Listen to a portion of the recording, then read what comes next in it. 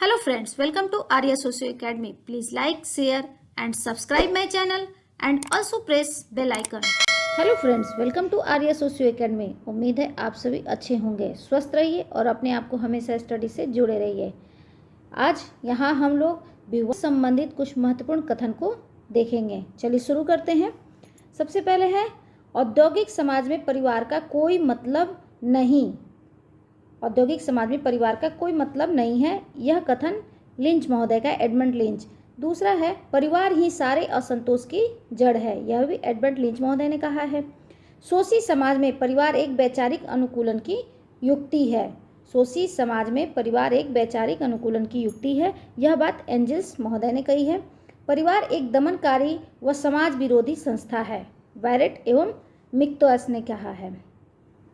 Next आता है परिवार एक दमनकारी संस्था है, यह बात वेस्टरमार्क ने कही है। देखिए सेम एक जैसे मिलते जुलते कथन लग रहे हैं।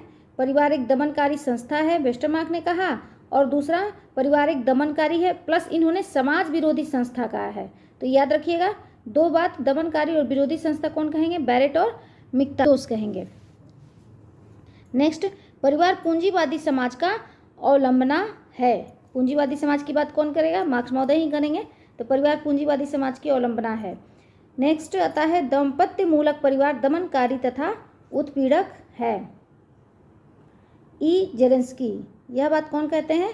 ई जेरेंस्की कहते हैं।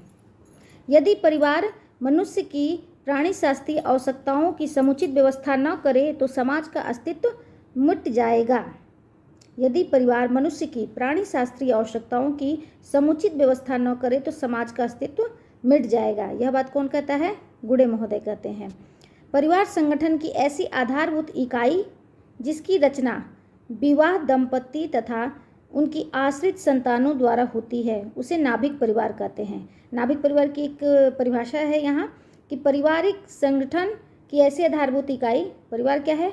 संगठन की एक आधारभूत इकाई है जिसकी रचना विवाह दंपति, मतलब शादी से जो दंपति होती है, जो जोड़ा होता है, और उनके आश्रित संतानों द्वारा होती है, उसे हम क्या कहते हैं? नाभिक परिवार कहते हैं। नाभिक परिवार, न्यूक्लियर फैमिली कहते हैं। पार्सन्स इसे एकांतिक नाभिक परिवार कहते हैं। कई बार एग्जामिनेशन में आया भी है कि पार्सन्स किस तरह के परिवार की बात करते हैं, तो यह एकांतिक नाभिक परिवार की कहते हैं। और वहीं मार्डक महोदय इसे सार्वभौमिक मानवीय समूह भी कहते हैं। अर्थात न्यूक्लियर फैमिली को पार्सन्स महोदय एकांतिक नाभिक परिवार कहते हैं और मर्डाक महोदय सार्वभौमिक मानवीय समूह कहते हैं। तो यहाँ हम लोगों ने न्यूक्लियर फैमिली के बारे में देखा। नेक्स्ट है परिवार धीरे धीरे समाप्ति की ओर है। परिवार समाप्ति की ओर है, यह बात कौन कहते हैं? विलियम जे गुडे कहते हैं।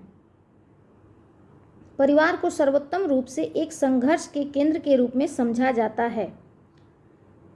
परिवार को सर्वोत्तम रूप से एक संघर्ष के केंद्र के रूप में समझा जाता है, यह बात हार्टमैन महोदय कहते हैं।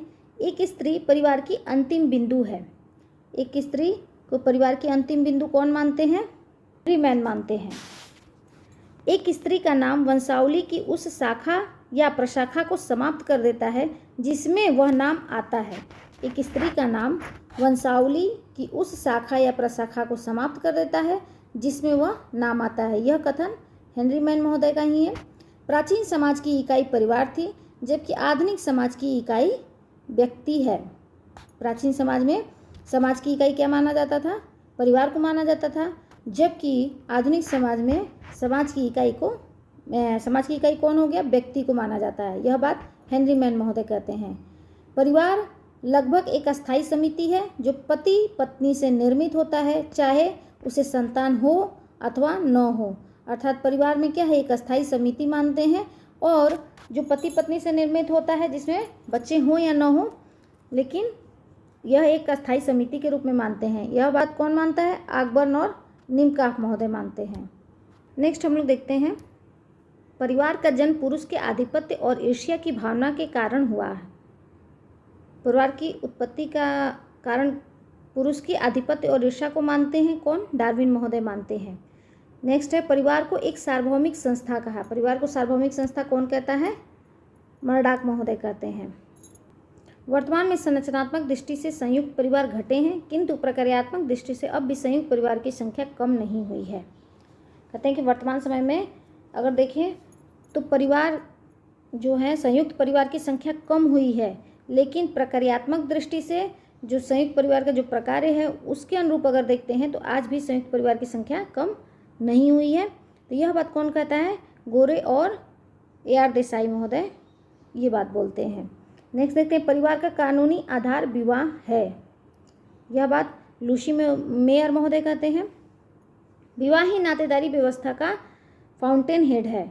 यह बात मेलिनोवस्की कहते हैं। नातेदारी ही सभी प्रकार के सामाजिक संबंधों का मूल स्रोत है। सभी प्रकार के सामाजिक संबंधों का मूल स्रोत क्या है? नातेदारी है। इस बात कौन कहते हैं? मार्गन महोदय कहते हैं। स्त्रियों के माध्यम से ही परिवार और नातेदारी का विकास हुआ है।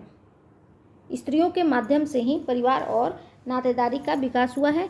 यह बात मैकलिन महोदय कहते हैं।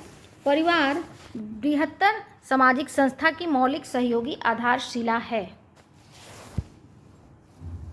सामाजिक संस्था की मौलिक आधारशिला परिवार को मानते हैं कौन? मर्डाक महोदय मानते हैं। समाजवादी समाजों में परिवार नामक संस्था को निर्मूल कर देना चाहिए। समाजवादी की बात कौन करेगा? समाजवादी समाज में परिवार नामक संस्था को निर्मूल कर देना चाहिए। यह कथन एल्जेंस महोदय का है। परिवार अपने पूर्ण विकास के कगार पर है। पूर्ण विकास कर चुका है, लुंडबर्ग महोदय ने कहा है। लैंगिक असमानता स्त्रियों के प्रजनन संबंधी प्रकारों से शुरू हुई। लैंगिक असमानता की बात है यहाँ। लैंगिक असमानता स्त्रियों के प्रजनन संबंधी प्रकारों से शुरू हुई। यह कथन फायरस्टोन का है। नेक्स्ट, विवाह की जड़ें परिवार में है, न कि परिवार की जड़ें विवाह में है। कई बार यह कथन एग्जामिनेशन में पूछा गया है, बहुत ही इंपॉर्टेंट है। यह बात वेस्टरमार्क महोदय ने कही है। नेक्स्ट है, परिवार सामाजिक पुनरुत्पादन की कड़ी है। तो यह कथन फोर्टिस महोदय का है। नेक्स्ट है, परिवार की मुख्य व्याधि एकाकी परिवार का अपने नातेदारी एवं बृहद समुदाय से पृथक हो जाना है। परिवार का मुख्य व्याधि क्या है? एकाकी परिवार का जो न्यूक्लियर फैमिली है वो अपने नातेदारी और बृहद समुदाय से अलग हो जाते हैं। यह बात पार्सन्स महोदय ने कही है। यह कथन पार्सन्स महोदय की है। तो यहाँ हम लोगों ने संबंधित जो महत्वपूर्ण कथन थे उसको हम लोगों ने यहाँ देखा। आई थिंक ये वीडियो आप लोग के लिए हेल्पफुल रहा होगा। थैंक यू, धन्यवाद।